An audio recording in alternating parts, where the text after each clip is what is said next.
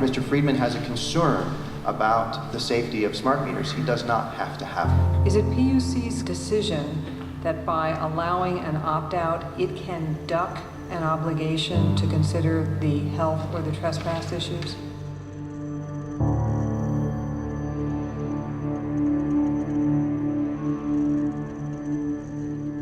Your Honor, all of these issues were before the Commission in the earlier proceedings. The Commission had a proceeding on this and But it didn't decide any of those issues. No, Your Honor, the Commission did not. The Commission, in fact, declined to do the analysis to make the decisions about health and safety. The remedy for all of the concerns in those proceedings was to offer an opt-out. How about the members of the public that are not opting out?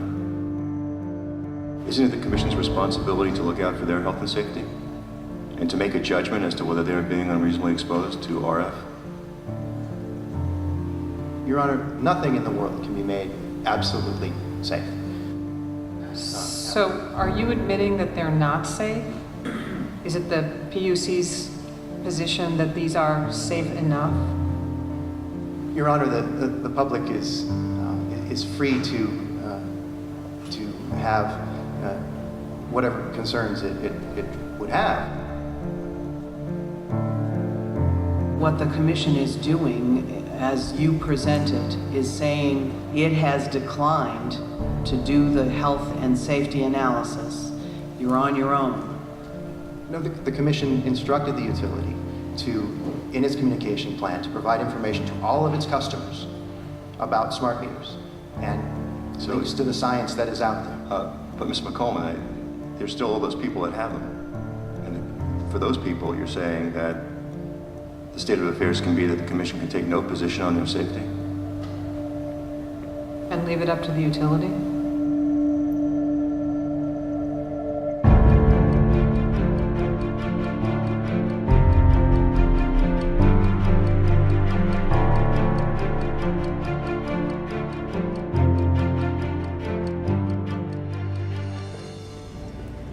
About a year ago, a good friend of mine got ill, and there was no apparent reason why. And then she realized that her electric utility had installed a new digital smart meter, a wireless electric meter, at the same time as she got ill. As I looked into it, thousands of people have had the same experiences. So I wanted to figure out, is this really happening? Are people truly getting sick because of radiation coming from electric meters? I grabbed a camera and interviewed as many people as I could from all around the world to find out what's been their experience and what do they know. I had no idea the level of startling information that we would discover along the way.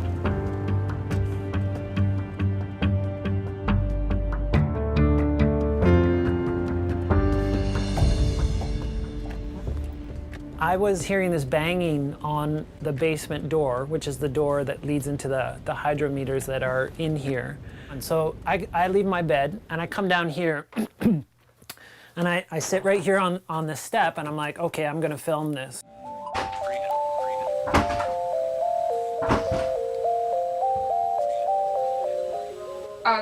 Sorry. I'm just putting in your meters. Your power's gonna be out for about 20, well, when I find the meters. They're down here, right? I'll show you the door. I'd heard her banging, but I didn't know that she actually kicked the door in until she left. Because when she left, I came here and I found this on the ground. I was like, wow, she actually kicked the door in. We've since repaired the door. We've put these do not install a smart meter sign on our door. And apparently this wasn't the only case of a utility breaking and entering.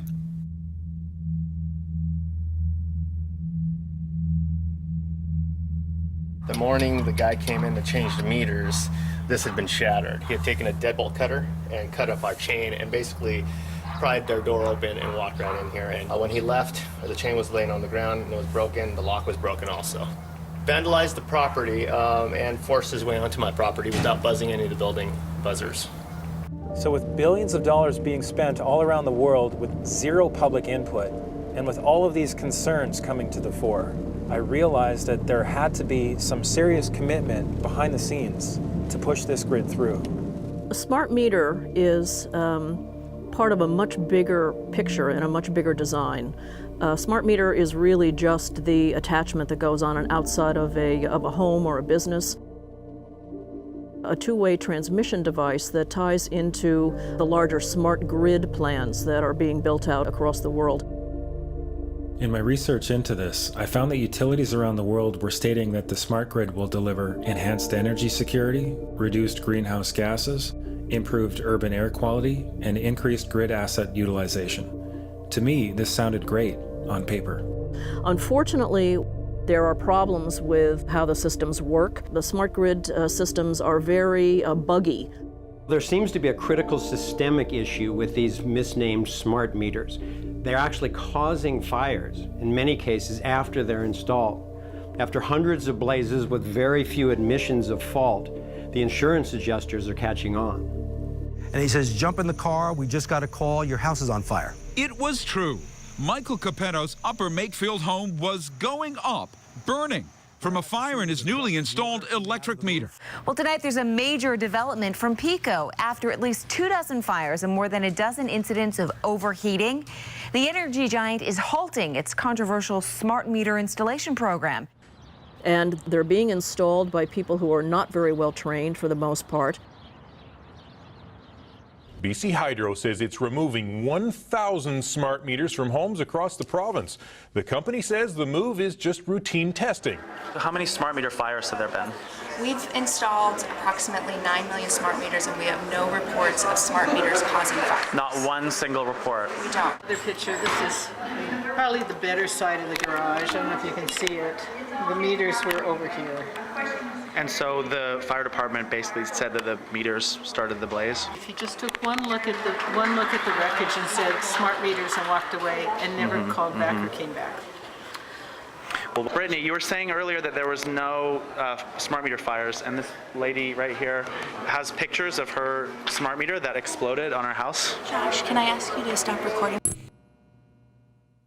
PG&E knows that they do catch on fire when they are remotely turned back on when a customer who is delinquent in their bill finally pays their bill. These meters catch fire. They know it, and they are covering it up. Taxpayer money has now gone to some of the largest corporations on the planet.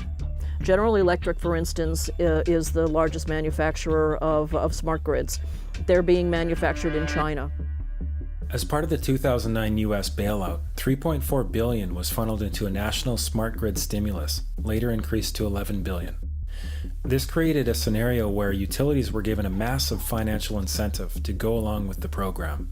And because they went after the stimulus money, they needed to have a certain amount of their meters deployed before they could recoup the cost. In addition to that, they started billing customers for these smart meters months prior to any actual deployment of these meters to the people's homes. So the consumers have been paying for these smart meters all along, even if they didn't have one. According to Time magazine, President Obama originally suggested pouring $100 billion into a smart grid at a time of economic crisis immediately following the 2008 election. Wikipedia reports that the U.S. government's primary reason for this unprecedented allocation of public funds is the eventual reduction in electricity usage by more than 4%. However, real-world evidence shows that installations of smart meters are not even producing any energy savings whatsoever. According to a senior assistant attorney for Illinois Public Utilities, quote, "It's devastating to their plan. The report shows zero statistically different result." They're being found in pilot programs now, smart grids are, to really save no energy whatsoever. And these expensive smart meters last only a quarter or a fifth as long as traditional analog meters. These devices are now computers, and so they have to be maintained. They don't have the life of an existing meter, which is 20 to 30 years. These devices have a life of between 5 to 7 years. So who benefits?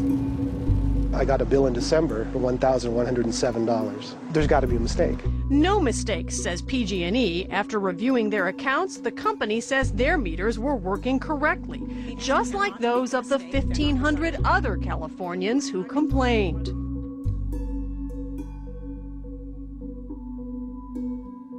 Consumer advocate Mindy Spat says that still doesn't explain something else. Customers with the smart meters claim that their energy usage has inexplicably risen since the meters were put in. So in other words, it makes it look like all of a sudden they're using twice as much energy as they used to use. Exactly. An experiment by some students at Stanford is raising new questions tonight about the accuracy of PG&E's controversial new smart meters. People all over the state have been complaining about inflated bills. 7 on your side's Michael Finney is here now to tell us more about the students' experiment. Like so many others, these students' PG&E bill went through the roof at just about the same time their new smart meter was installed.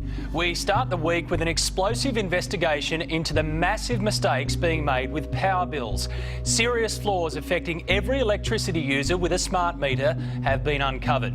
And when this whistleblower told his power company what he'd found, they offered to pay him off. This exclusive investigation by James Thomas has sparked calls for a national inquiry. Why is it that in Ontario, California, Texas, Australia, all these other jurisdictions, the rates have been doubling and tripling, and this is a fact? And we are told that the bills are going to stay the same, it's actually going to bring the bills down, it's going to be more efficient, and all these things. Then when the bills go up, all these denials start to come in. Well, actually, you were just using more energy. The best one that I like to hear is actually the meter's more accurate. These cost increases from widespread systemic inaccuracies of smart meters are separate from the additional cost increases, which will be based on time of use. It's all about money. We're going to be charged for time of use one day. It's coming. But hang on a minute. Isn't the whole point to lower electricity bills for everyone? I mean, what we're seeing so far with increased bills has to be just a bump in the road, doesn't it?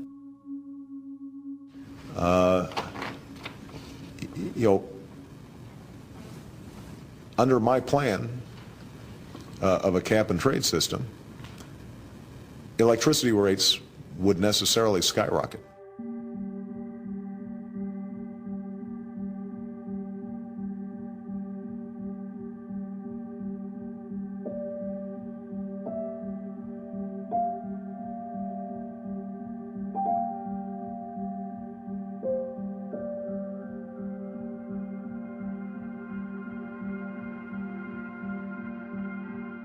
The promise of the smart grid has been co-opted by the smart meter. And I call it a canard, a misrepresentation. Basically, it's a French word for duck, and it means decoy.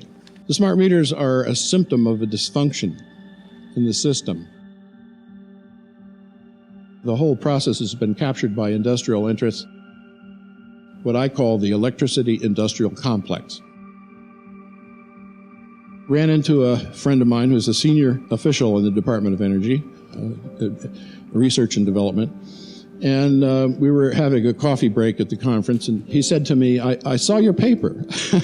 I just sent it out a week before. And I said, well, what'd you think?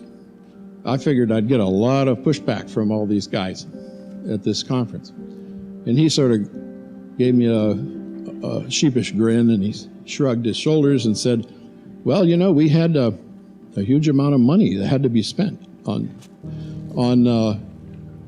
smart grid. And we didn't have anything off the shelf that we could call smart grid except these meters that were designed 20 years ago. So that's what we spent, $2 billion of the $4 billion for smart grid. That's where it went. For matching funds for utilities to put in smart meters. But he knew they didn't do what was supposed to be done.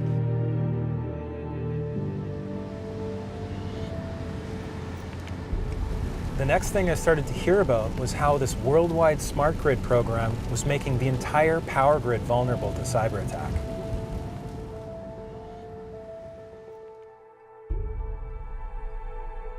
What they're doing now, they're constructing what they call a smart grid. And they're going to make it easier for you and me to call our homes on our cell phone and turn down our air conditioning on a hot afternoon if we're not there. Great.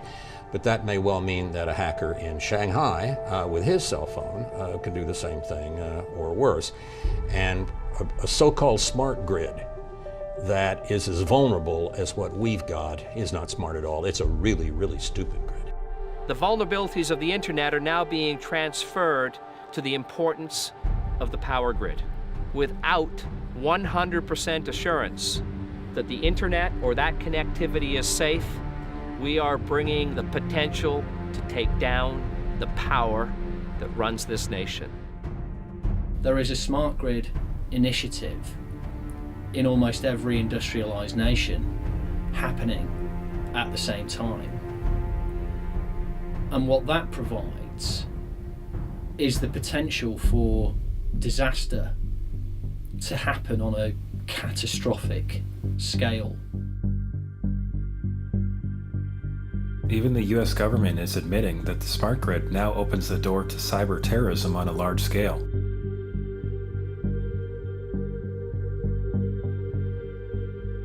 The Washington Post reported on the Inspector General's findings that utilities and government didn't seem to care about the new hacking vulnerabilities. Energy officials knew of these weaknesses but approved plans for the projects anyway.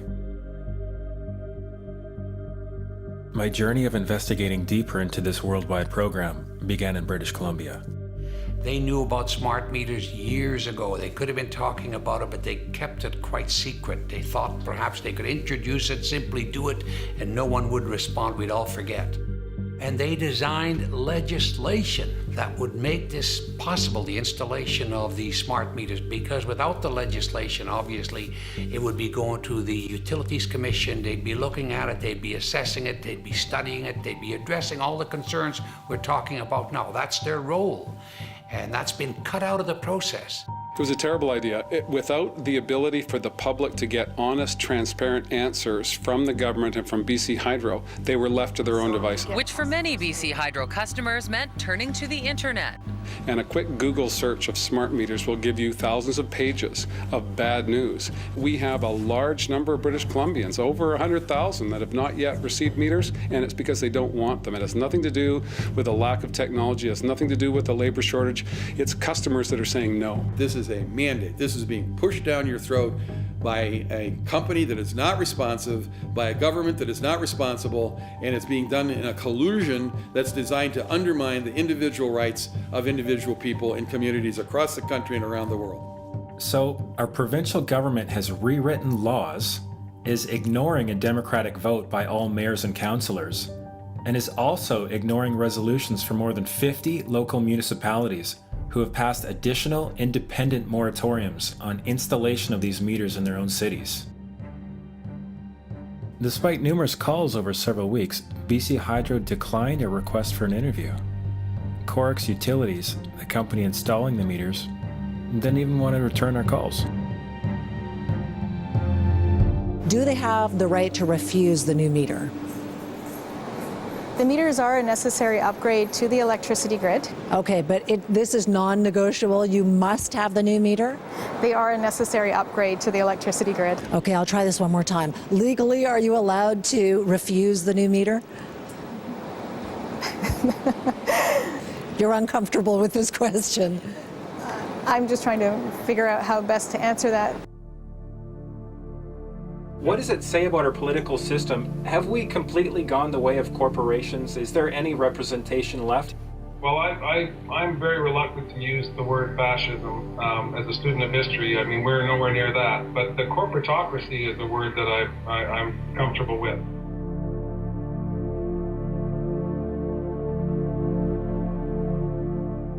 There's a worldwide privatization scheme. It's really, I suppose, a new form of corporatism, where governments are no longer masters of their own fate. And it starts to become clear that this same undemocratic process to covertly implement smart meters in my province of British Columbia was also the case in California, throughout North America, and around the world. So how could it possibly be the case that these corporations who are pushing for a global smart grid would continue with their plans despite an enormous list of potentially disastrous downsides? A massive part of the smart meter agenda is to literally track every single movement within a house. So every time somebody switches on a light, every time somebody switches on an appliance, each of these appliances has a unique code which is then effectively transmitted through the smart meter down the grid. So anybody that is minded to do so can hone in on an individual residence and actually track what is going on in that household. So they can figure out, when is your refrigerator being used? When is your TV on? What are you doing with your energy? And they're going to start having a profile of you as an individual. A congressional research report all but concluded that smart meters in the United States are a violation of the Fourth Amendment. In no uncertain terms, the court has asserted that at the very core of the Fourth Amendment stands the right of a man to retreat into his home and there be free from unreasonable government intrusion. With smart meters, police will have access to data that might be used to track residents' daily lives and routines while in their homes, including their eating, sleeping, and showering habits, what appliances they use and when, and whether they prefer the television to the treadmill, among a host of other details. And while some utilities are still saying that all of the in-home private data they collect on you will be kept safely tucked away, another picture seems to be emerging. Here in California, utilities are already selling our private electricity usage data to third-party corporations for a profit. Rather than discourage this practice, the California Public Utilities Commission has actually encouraged it. In a 2011 press release titled "California Commission Adopts Rules to Protect the Privacy and Security of Customer Electricity Usage Data," comes the following. CPUC President Michael Peavy: "Our action today will protect the privacy and security of customer electricity usage data while enabling authorized third parties to use the information." Commissioner Timothy Allen Simon added, "I support today's decision because it expands consumer and third-party access to electricity usage information. I hope this decision stimulates market interest." In the summer of 2013, these newfound intentions became evident. The San Francisco Chronicle revealed that California's electric utilities last year disclosed the energy use records and other personal information of thousands of customers to agencies within the U.S. government.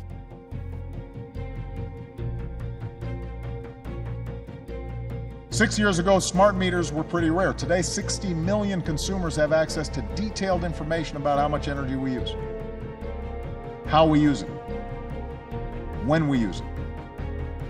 The most exciting thing for me is that we have an entire organization that's gotten behind data as an asset for the first time in our company's history.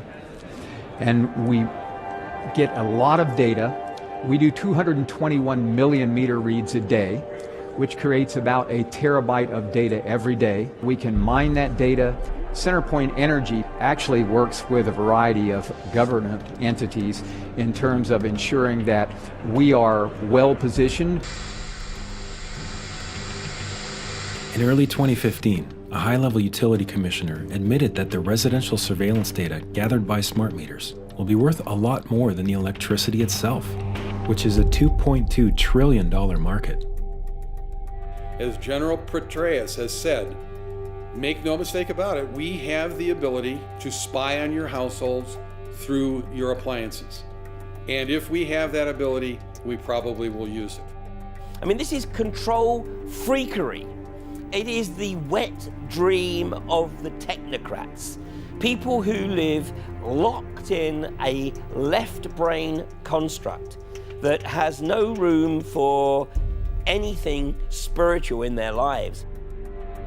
Let's look, for example, at the SCHMIDT bill. That's the Cyber Intelligence Sharing and Protection Act, which was intended to legalize transferring all your data from megacorporations to the government. Recognizing the pushback to CISPA, The Obama administration has created a covert agreement with the Justice Department to grant immunity to all these communication companies and internet companies that were already sharing the data. And now, as of June 12, 2013, a new aspect of that goes into effect, which expands this whole authorization to cover all critical infrastructure sectors, and that includes energy, health, and finance. What you're seeing is the establishment of a surveillance society. You're seeing the establishment of a surveillance network.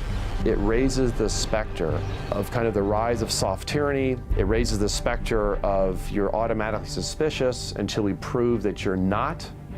It raises the specter of a universal, I would call it a universal wiretap, a persistent universal wiretap on every single person. Or if it's not, they can create one. And what happens if they don't like you? What happens if you speak ill will against the government? What happens if you say something they consider disloyal? I mean, that's not the country that I took an oath to defend 4 times in my government career. What's the mindset of these mammoth corporations who are now apparently in partnership with government? Eric Schmidt is Google's CEO. People are treating Google like their most trusted friend. Should they be? If you have something that you don't want anyone to know, maybe you shouldn't be doing it in the first place. Google has already been caught and fined for systematically hacking and harvesting passwords from millions of private Wi-Fi networks with its mapping cars, and illegally siphoning private data from iPhone users. We don't need you to type at all, because we know where you are, with your permission. We know where you've been, with your permission. We can more or less guess what you're thinking about. So Schmidt simply views the invasion of privacy as a way to allow the internet giant to gain more information about you. And then that data will let the search engine help you in your everyday life. Don't you get it? Google is trying to amass a huge amount of personal information about you to help you. Duh. There's what I call the creepy line, and the Google policy about a lot of these things is to get right up to the creepy line but not cross it. I would argue that implanting things in your brain is beyond the creepy line. Mine in particular. Yes, at least for the moment, until the technology gets better. Let's talk a little bit about information and search. Wait a minute, what was that? I would argue that implanting things in your brain is beyond the creepy line. Mine in at least for the moment, until the technology gets better. Is he saying that Google's creepy line is defined only by the current level of technology? What does a higher level of technology have to do with morals or ethics? But what I learned in Silicon Valley was there is no moral component to technology unless humans insist that it be there. What more do you need to know? But most people seem to want to just close their mind to it and just say, oh, the government wouldn't do that, and that can't be true. It is true, and once you know it's true, you get this question in your mind of how did they think they could get away with it, and what in the world are they trying to do with all this data? Why do they need to get into our lives this deeply? My research has led me to believe that the controlling elite are trying to create a global cashless currency, and one of the ways that they intend to do this is to base it on carbon credits. Basically what that means is they're going to dole out your use of energy dependent on your behavior, and they want to be able to control it themselves. So these things that they're installing, the meters and the appliances with both sending and receiving transmitters, would allow them to not only monitor, but to control every appliance in your house. What is it that makes the government think that they can usher us into a totalitarian state at all, much less without us even noticing?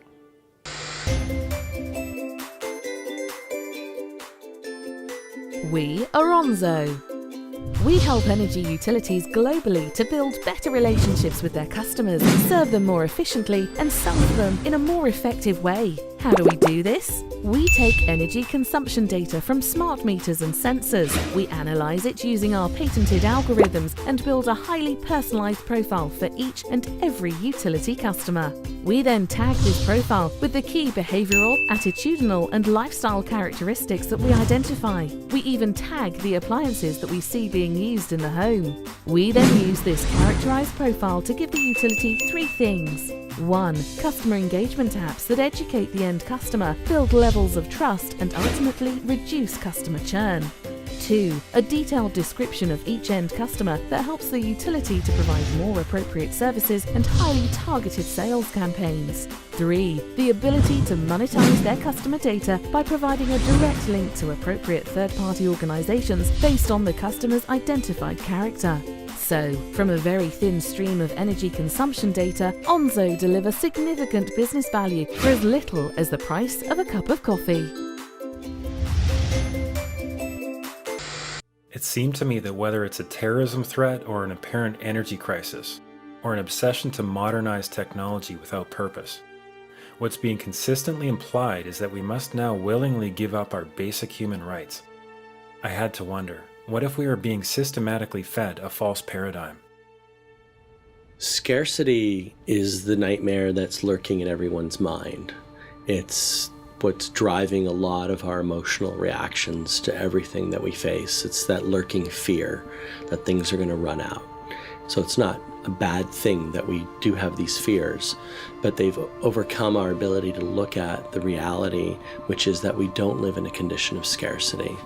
There is no shortage of energy on this planet. The sun is the source of all, and the sun produces quadrillions of times the amount of energy we need. Solar panels are just as efficient in small scale as they are in large scale. There's no benefit in putting them in large farms. Let the customers generate the electricity. The utility just manages the wires and poles. That's the new business model. But that's tough for a 130-year-old industry that's based on return on big capital and sale of kilowatt hours. There's been a huge utility pushback on solar photovoltaics and net metering, and particularly in California, Arizona, Colorado, and other states. They're driven by ALEC again, the American Legislative Exchange Council, trying to push back on renewable energy. The utility industry is waking up to the death spiral in their business model, and they want to fend it off, at least until some of the top executives can retire. I've personally had the privilege of visiting numerous laboratories where inventors are successfully creating technologies which access off-grid energy in whole new ways. And it's really exciting to see. Sadly, most of these have been raided and shut down. And the Federation of American Scientists have actually acknowledged publicly on their website that over 5,000 of these technologies have been suppressed, have been confiscated in the process of applying for patents. This whole smart meter fiasco could go away very quickly if these alternative energy technologies were simply allowed to flourish. Now, that's not going to be in the agenda of the controlling elite. That's going to be up to us. I looked into it, and it turns out the US government has actually created a law for the suppression of inventions. The patent laws allow any interested agency, including the Atomic Energy Commission, to shut down any patents if they consider them to be detrimental to the national security. With 6 of the world's 7 largest companies in the oil and gas industry, could it be possible there's a vested interest in preventing decentralized clean energy, pulling strings at this level of depth? And incredibly, in July of 2013, Spain actually taxed the sun, setting a fine of 30 million euros for violators who collect sunlight for their own use. While billions and billions of taxpayer dollars continue to be spent for a centralized control grid, are we still expected to believe that this has anything to do with going green? Whenever human beings are invested historically in a particular technology, then power structures build up around that fight for their own interest, just at a time when a change is about to take place to a better way of doing things. They fight for their existence like a creature fights for its existence. They are the dinosaur that is just about to become extinct, which is the need for overly centralized power producers. And that this is a bid to have a device in the home which gives them both control and future capabilities of broadcasting and receiving through the home. It's all part of agenda to try and stop the change that is coming, and this truth that everybody's going to see. So the fact that it's going worldwide should tell you something, that there's something up here, and that there is something going on, and there's a reason for this, and they're getting around all the legislations in countries, so it's coming from a very high level on the planet. Whatever is happening to Americans with this technology is going global. Every one of these energy companies in the United States is embedded in an international grid of energy delivery, and they're working to control every household across the world using this kind of technology. Wait a minute, this isn't what I asked you to do. All I asked you to do is deliver electricity to my house, not monitor my house, not broadcast throughout my house. When I was in Silicon Valley in 1980, this was being discussed. It was who was going to take over the home, the energy companies? Was it the phone companies? Was it the energy companies? Whose line of access to the home was going to allow a single point of access to the home? But it didn't escape everyone that however they delivered everything to you, made you totally dependent, gave complete access, and could be a two-way street. But what no one knew at that time was that a method of technology would be used whose byproduct was essentially radiation. Ms. Lawson? Our power was cut off on February 11th, 2013, and we have not had power in 7 weeks. And because they installed that radio frequency meter on our property, my sisters had fevers of over, over 102 Fahrenheit, and they kept on going up. This is not normal. This should not be tolerated. Okay, I want a high-level person from DWP to connect with this family, find out exactly what's going on, and let's fix it immediately. Unfortunately, when I complained about the smart meter put on our property, I was told there was no smart meter on our property. It's a radio frequency meter.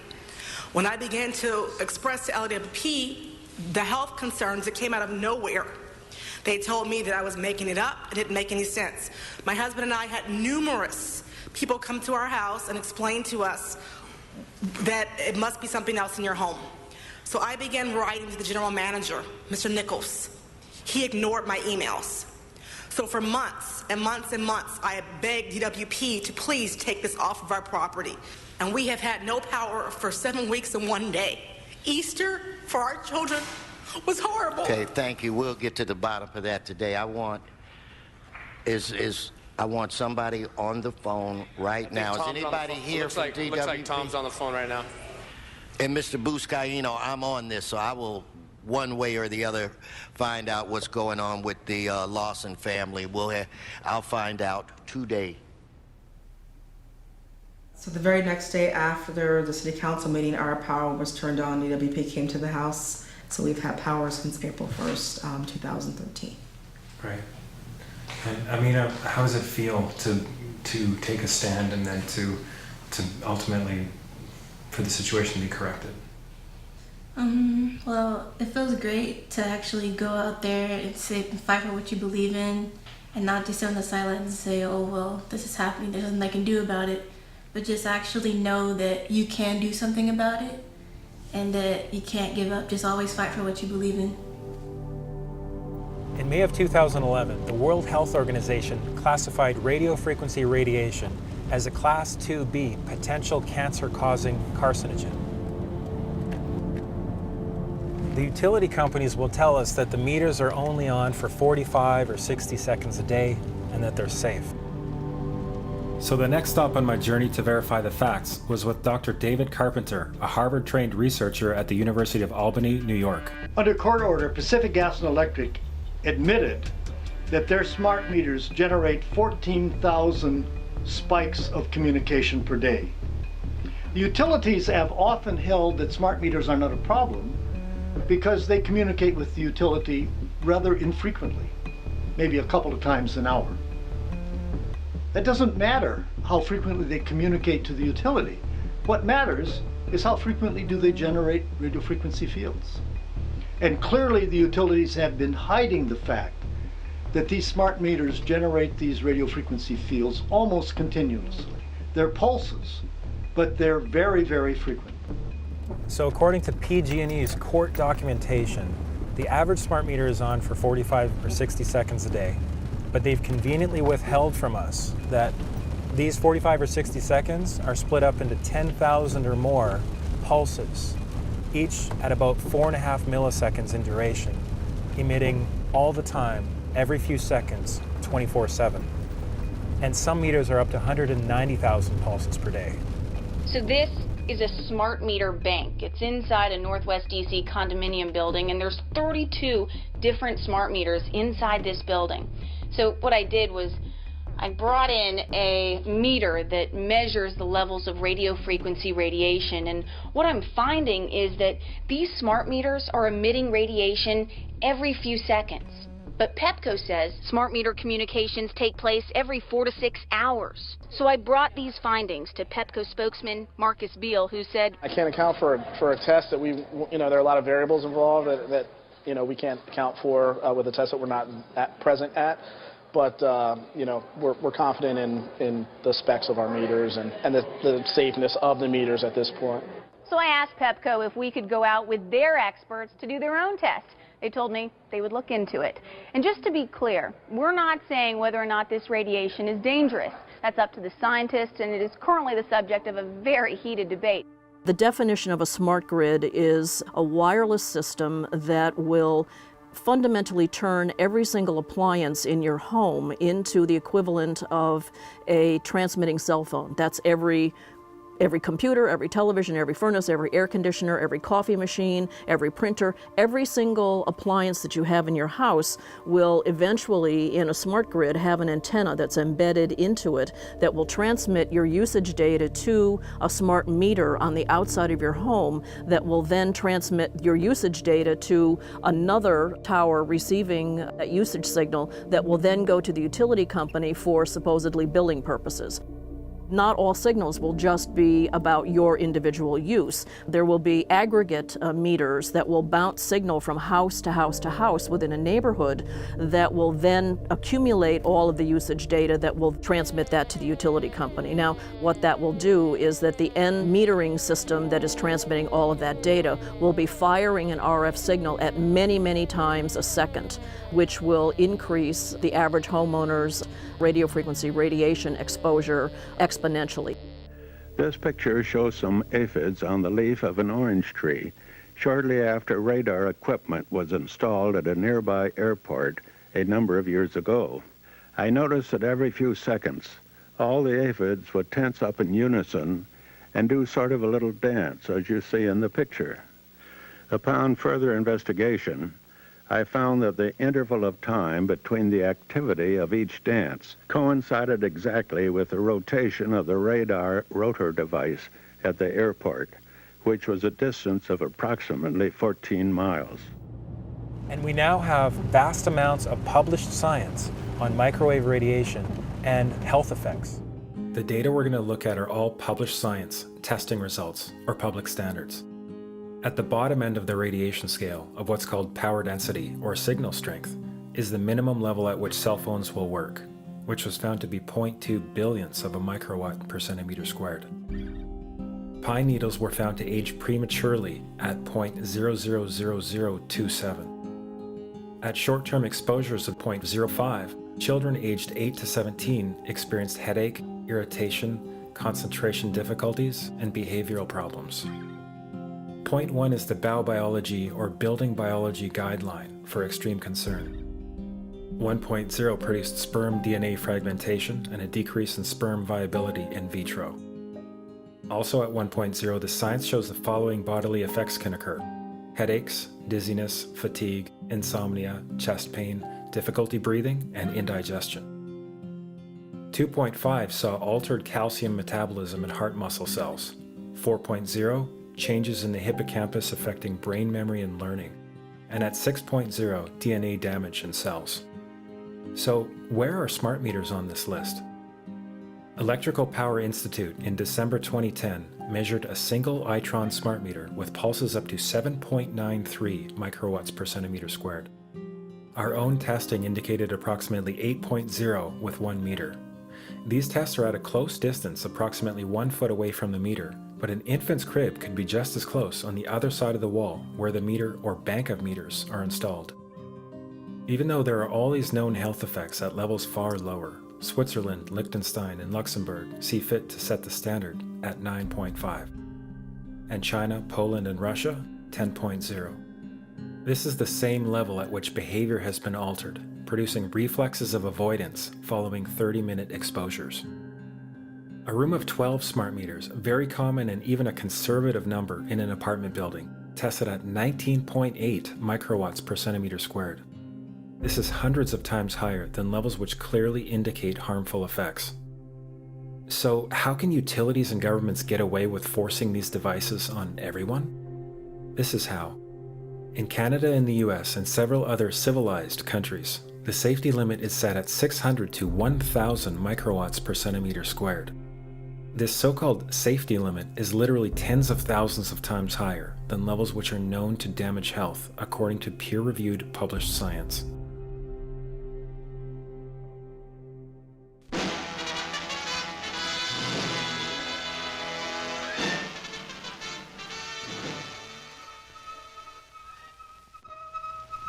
There was an organization called the Committee on Man and Radiation.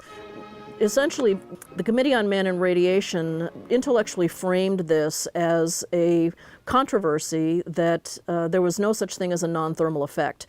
That thermal effects were the only good science, and they had good science on their side, and anyone who said otherwise was either a crank or needed to be dismissed from the area altogether. Our concern is that smart meters add to this multiple source exposure to radiofrequency radiation. Radiofrequency radiation that we know causes a variety of biological effects, and where we have very strong evidence that it causes disease, specifically brain cancer and other diseases.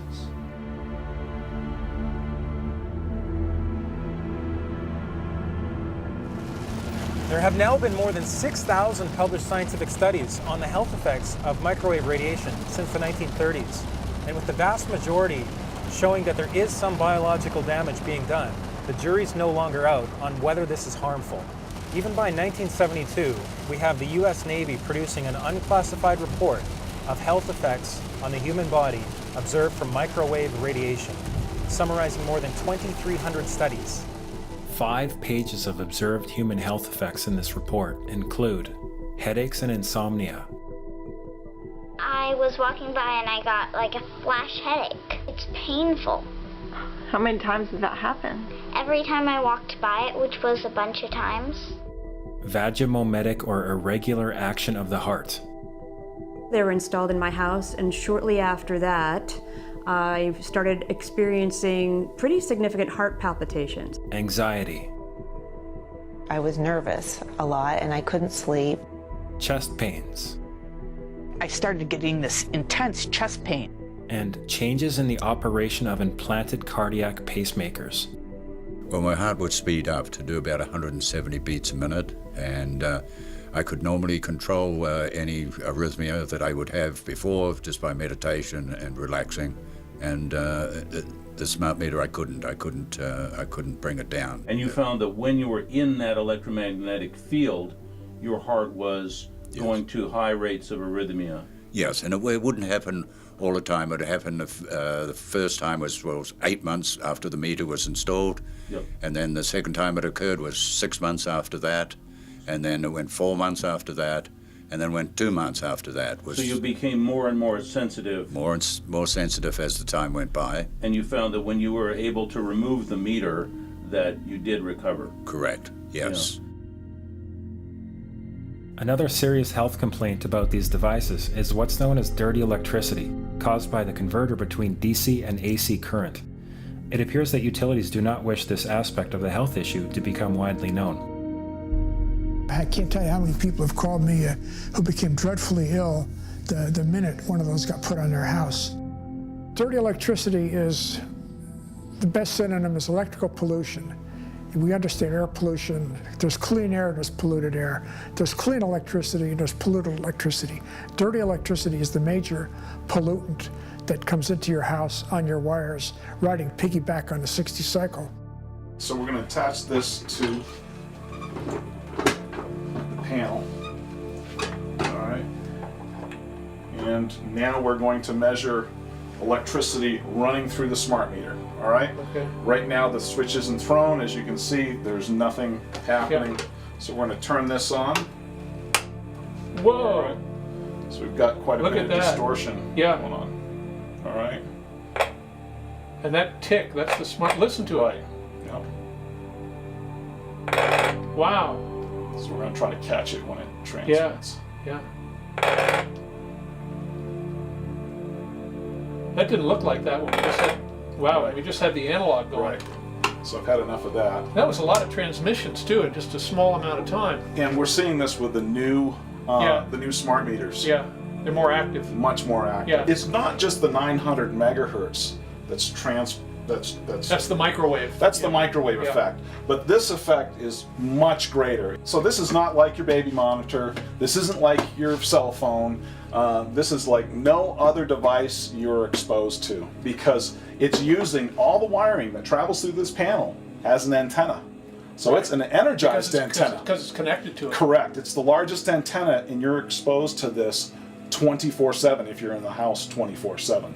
This doesn't stay in the wiring. Right. It actually radiates 6 to 8 feet from the wire. Many people involved in the smart meter issue are focused on the 900 megahertz frequency, which is the microwave transmission, but none of us knew that there were these other frequencies sort of hidden in that and are being transmitted as well. So in my opinion, this is why people are getting damaged, why people who previously could handle all their wireless gadgetry, their Wi-Fi and their cell phone, and then when they get the smart meter in their house, all of a sudden their world falls apart. I made a call to a government agency. I started to talk about the problems with the meters, and he was getting agitated, and he said, they're just like cell phones. There's nothing wrong with these meters, they're just like cell phones. And I said, no, it's not true. There's a problem with these meters in the switch mode power supply. And he said to me, how do you know about switch mode power supply? And I said to him, what is your name? And he hung up on me. And then about 10 minutes later, he called me back on a different phone, and he told me there is a problem with the switch mode power supply. He knows about this, but he can't talk. And I think that a lot of people are scared to talk, and a lot of people know what's going on here. Electricians know, people at Con Edison know, but I don't think they know what to do. I would say that it's better to do the right thing, because when people are silent, a lot of people can die.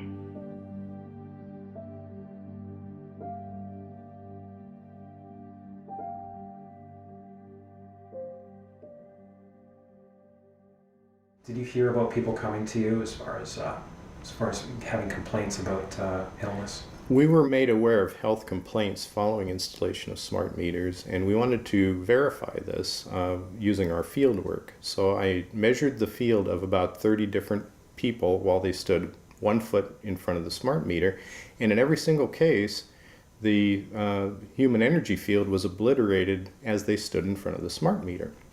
We wanted to then verify this at the physical level using dark field microscopy. And then we also did a control group to find out if the old analog meters had the same effect on the blood as the smart meter. So in our first slides, what we see is normal cells and the structure of the cells is intact and sound. This is what we would expect from a normal sample.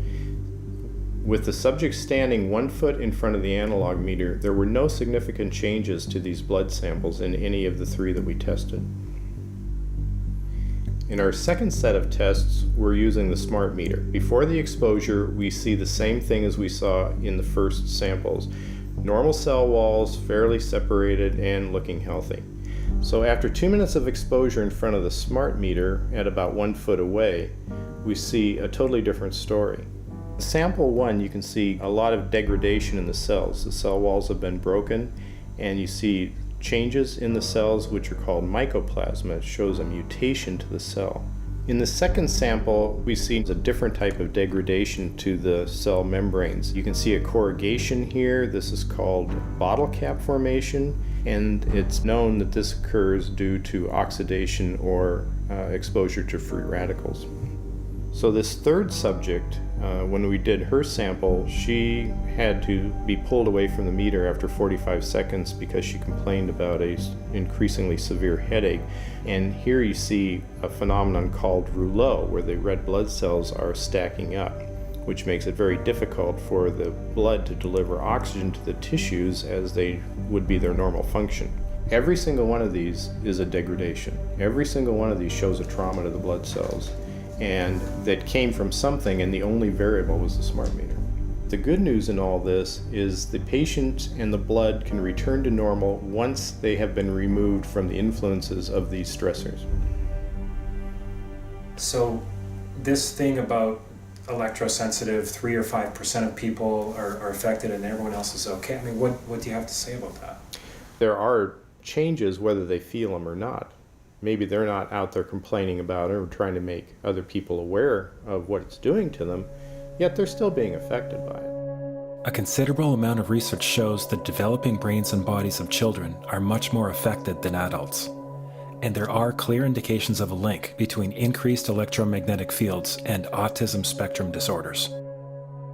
We took 10 autistic children and went back to the sleeping location where the mother was when she was pregnant with that child, and compared it with the sleeping location of a mother that gave birth to healthy children.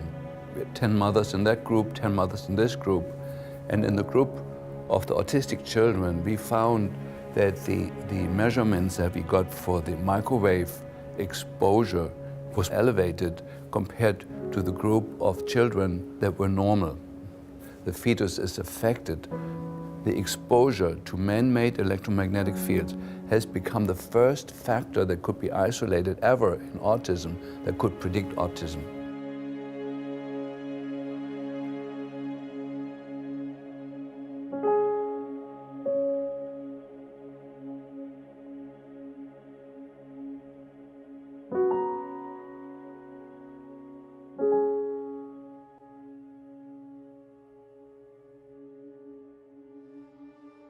The radio frequency radiation work that we did was supported by Motorola. The relationship was really very cordial and very stress-free, but only up until we started generating data. These folks were very, very upset and began to talk about how are they going to handle this, what sort of spin can we put on this, what can we expect from this, and from that point on the relationship changed.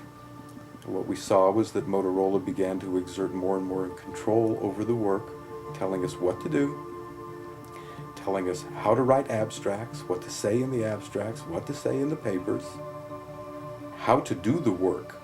No, don't do this. Yes, do it this way. This was unacceptable. I had completed our study of DNA damage, and I submitted the final report to Motorola. They simply weren't willing to accept my interpretation of my study, my evaluation of my study, my knowledge of science at that point, and tried to urge me not to publish the study. When I filed my initial complaint, Central Maine Power responded with a 250-page basically rebuttal on why smart meters are so safe, and they hired Exponent, which is a science and consulting firm that has represented the tobacco industry. They've represented the asbestos industry. So this is a firm that industry hires to prove that dangerous products are safe. What's going on here? This is a wireless device which is unproven scientifically, which all the evidence so far proves is dangerous or questionable, which should therefore be studied intensely before it's released to the public. Clever people called the technology smart to make it seem intimidating so no one would question it. Some smart ad man came up with that and got paid $300,000 to call it a smart meter so you would feel less knowledgeable, which they know we feel, and then you wouldn't question the smart people putting it in your house. So I call them not smart meters, dangerous meters.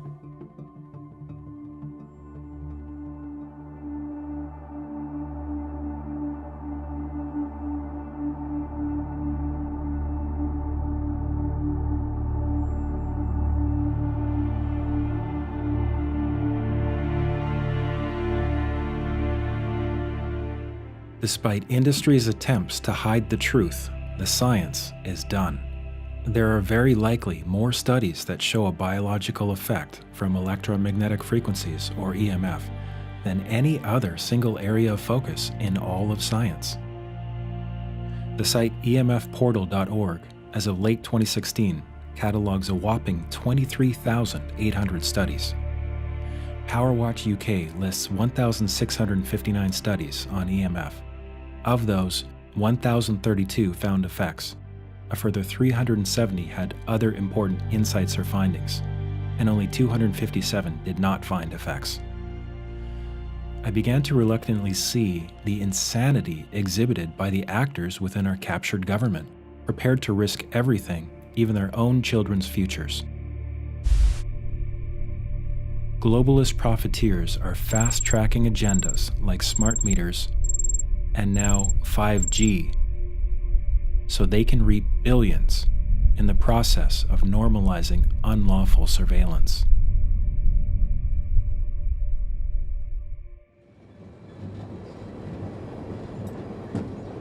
I started wondering, how are our future generations being affected by this unprecedented increase in electromagnetic radiation?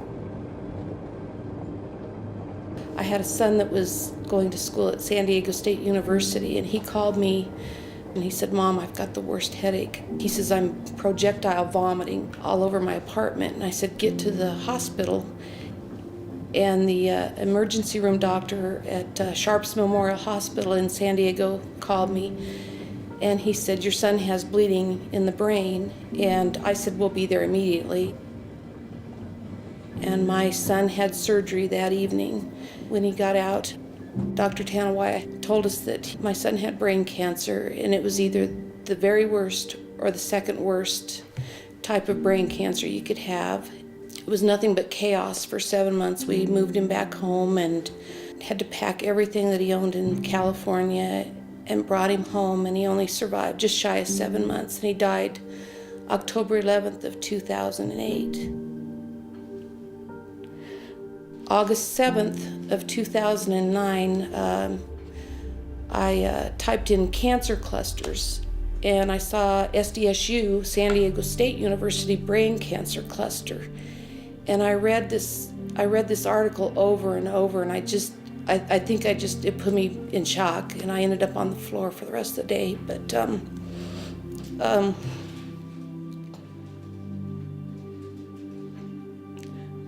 sorry.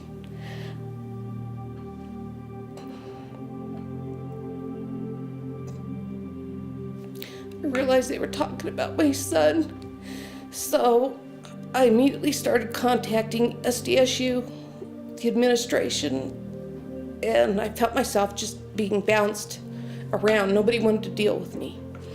So I got in my car and I drove out to San Diego for the whole month of October of 2009.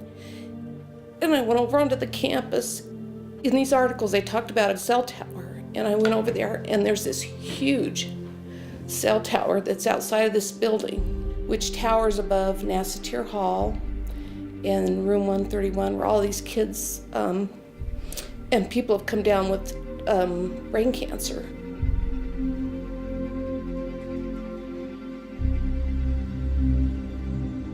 My son, Rich Farver, died October 11th of 2008, and he was in Nassatir Hall, room 131.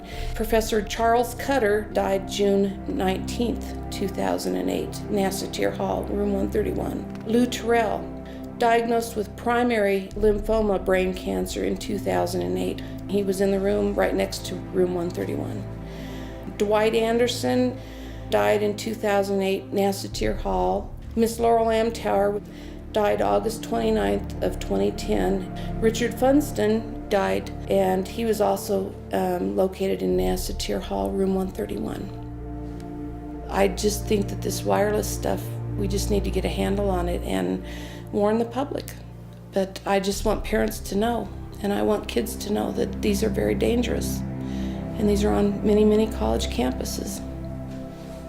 A reporter from the San Diego Tribune that I had contacted actually called me at home, and he said, this story will never get out in San Diego. And I said, why? And he said, because of money.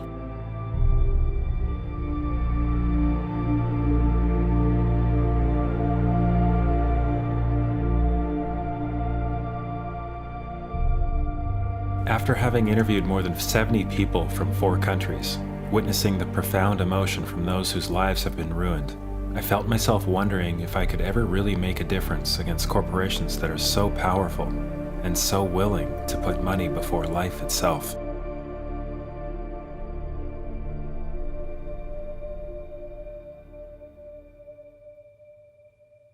So here's UPA installers crossing over locked fences and against consent. On January 23rd, with premeditated malice and forethought, our city manager, in collusion with our city's administrative police chief, ordered an all-out assault on many of the citizens' personal property by cutting locks, illegally trespassing, threatening tax-paying citizens, mostly women and elderly, and actually arrested 2 of our stay-at-home moms on trumped-up charges for refusing installation of smart meters. Get off my property right now. No! No! When the full force of the city's police department is turned on its own people, it's time for a radical and immediate change. Now, I just spoke with Naperville City Manager a few minutes ago, who says the city is within its legal rights to enter private property and install those smart meters. The meters, they say, are their property. He also says that the meters are safe. He also says the women deserve to be arrested if they violated the law. But exactly what those misdemeanor charges are, we still don't exactly know.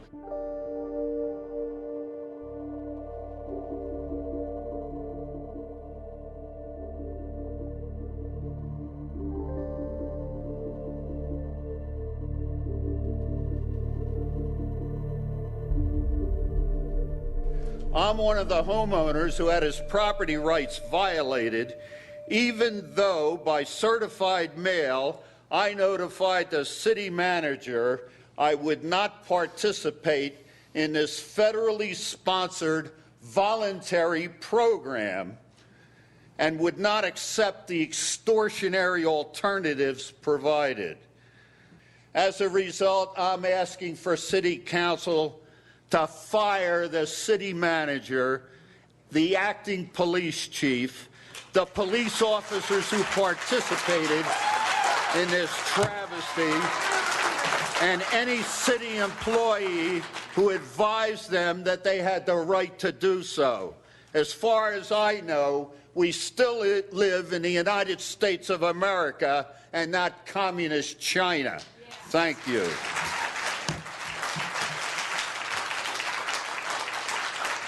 There will be a 5-minute recess until you settle down and obey the rules, or we won't continue.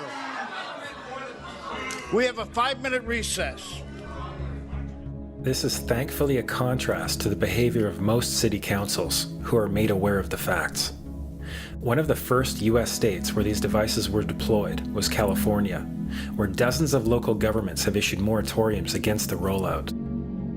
I vigorously support this action today. I'll be voting in the affirmative both on the moratorium and on Supervisor Kinsey's proposal to send letters to the governor. This action that we're taking today, and one that I support, is a political action. And don't be deceived that political actions don't work. Think about the American Revolution. Ms. Wolf? Aye. Ms. Farb? Mr. Lavagnino? Mr. Carbajal? Ms. Gray? Aye.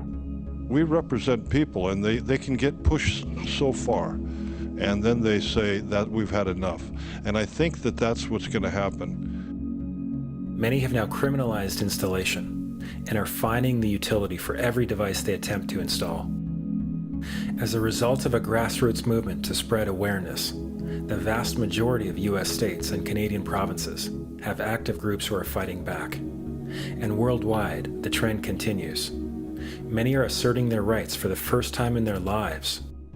But utilities still are not yielding. And in many areas, they're attempting to impose fees for those who do not want their so-called upgrades. If you get rid of your meter, somebody's got one next door already. You got to get rid of the whole network. And this happened in Canada. I mean, there were some activists I was working with up there that said, well, you know, we won a victory. We got the Public Utilities Commission to allow us to opt out. And I said, boy, that's divide and conquer. They just got rid of the people that were raising hell. So, you know, that's not the answer. We need to opt out everybody. An opt-out is an agreement to pay to not be harmed. An opt-out is volunteering into extortion. An opt-out says that if I don't pay you, you have the right to harm me. So that doesn't work.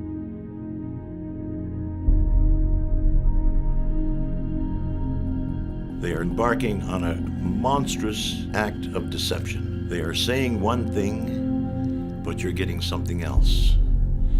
And I see that as a form of extortion. You either take our energy the way we want to give it to you, or we're going to cut it off. That's extortion. That's a criminal offense. As a fraud cop, I'm just wondering when the world's going to wake up. You put a story out there, it's wrong, but what the heck? We're going to go with it. We're going to look you straight in the eye, and we're going to lie to you. What are you going to do about it? What would you recommend from your experience that people may not understand, or that you've gone through, what they should do or what they should know? They should know that they can change that meter, and they should do that. That is the most important part of it, is to change that meter over. These companies are betting on you saying nothing. They're betting on you quietly complying with their wishes to install these smart meters on your property. You have the right to refuse a smart meter on whatever grounds you deem appropriate.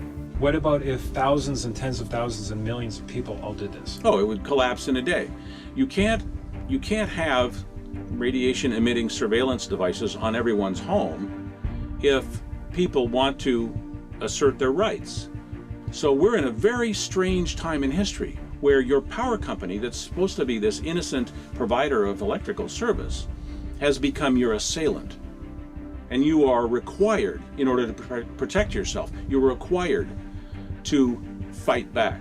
You're required to stand up and say, no, this is wrong, and I'm not going to permit it. Millions of people are starting to wake up to what's occurring. The game is on. The ball is very much in our court. You know, we have a tremendous opportunity, but we have to engage in that game. When we released the initial version of this film, I knew that I had uncovered something that was far too important to walk away and move on to the next project. So after searching for how we could actually resolve the core problem, a council of game changers has come together, with whom we have created a powerful, proven, unprecedented three-step solution. And now we have that solution in place. During the closing credits of the film, I will be your guide into an open-source, crowd-funded movement called In Power, built around these three action steps. sending an instant, effective email to your utility and government reps. With free access to our new In Power video series, learning how to hold accountable and liable those who have been putting these harmful devices on our homes.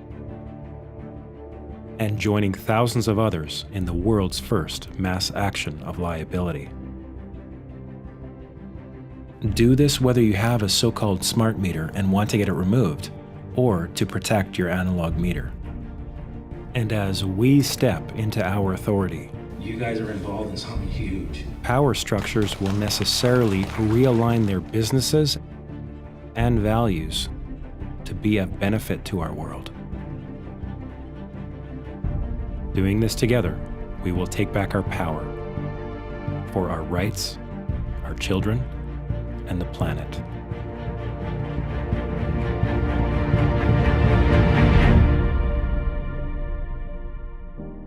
The truth you'll know it inside your heart. There's a core level that supersedes all that illusion, and once you know it, there is no going back. It's like the Wizard of Oz. Once you pull back the curtain, that illusion of the big head up on the screen no longer exists. You can still see it, but you know that the guy behind the screen is manipulating that. You've moved past that truth. You cannot go back to the illusion.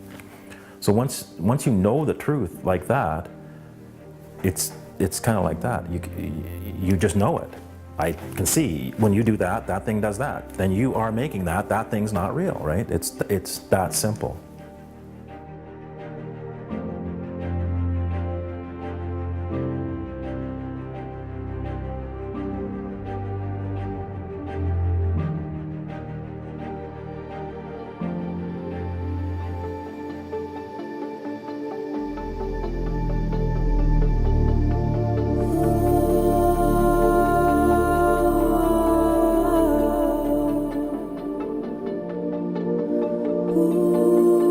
Warriors are not what you think of as warriors.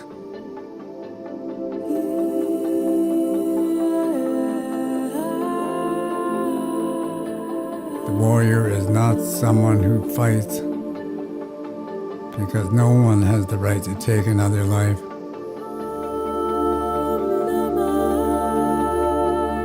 The warrior for us is one who sacrifices themselves for the good of others.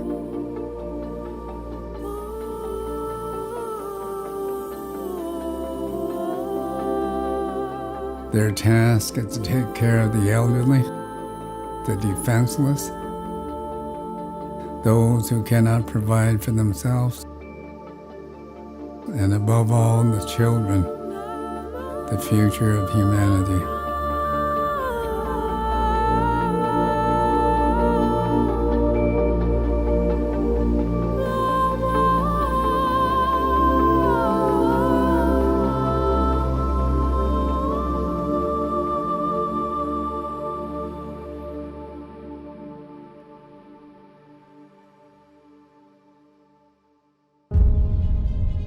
In Nazi Germany, the reason what happened is because there's a chain of command and everyone says, I'm just following orders. He told me to do it. I'm Josh Del Sol, and welcome to the In Power movement, where we are waging a revolution of love and action. The problems we're facing are huge, and the adversary monumental, but we believe we have found something as a solution that's going to change the game. We put together a unique strategy with an effective solution to hold liable and accountable those who have been causing widespread harm in a way that's never been done before. Well, now what we're doing is we're saying, no, you're getting paid a very good salary, and you took an oath of office, and I'm holding you accountable.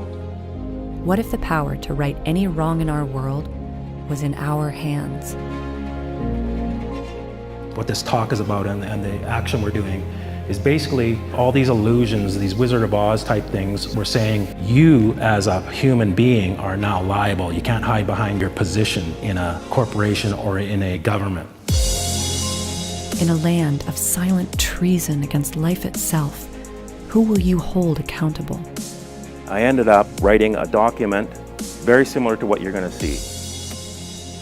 And what ended up happening was a bunch of people in high-level politics left their job without notice. What if structures of corrupt power were revealed as illusion? They were trying to have the judge rule against it. Well, I know better than that they can't. It's very simple. I just decided I was done with it, and I just said, this is out of this court subject matter jurisdiction. And she goes, okay. And that was it. The judge said, okay, head down, okay. Put her head down, and she didn't bring that up again. Nothing. The DT attorney looked like he was going to explode. And what if the only thing you have to overcome to restore the love in our world was your own fear? We've been brainwashed to be afraid of authority. There's a tunnel of fear that we have to go through, and it's a growing process. So on the subconscious level. But you know something? When you get out the other side, you're going to come out empowered. This smart meter thing is a huge problem. There are people leaving office as we speak because the game is over. The lights are going on, the bugs are in for the corner. What I'm showing you here is they have a huge problem here, and if you guys can catch on to this, we can make big changes. So they were telling each other, we know this is dangerous. We know what this study says. It's unambiguous. You can't massage it. Mama's here. There's nothing you can do. It's real. You're okay. You're okay. And then they're saying we gotta hide it. We won't wait for the standards. Turning innovators loose is far preferable to expecting committees and regulators to define the future. Unlike some countries, we do not believe that we should spend the next couple of years studying and will generate tens of billions of dollars in economic activity. And that's damn important. So once you watch Take Back Your Power and see the truth, the first thing you need to do is scroll down, and from there we'll walk with you step by step, start to finish, through this process.